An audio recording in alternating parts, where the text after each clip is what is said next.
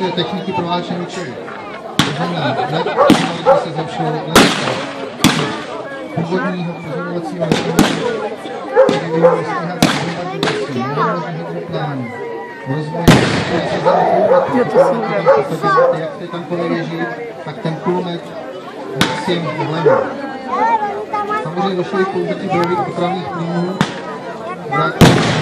na západní frontě, tak je otázka fronty.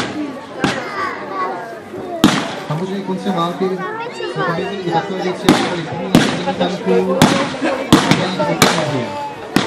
Nesmíme se mohli doplnit ani činnost červeného během tohoto světového konfliktu.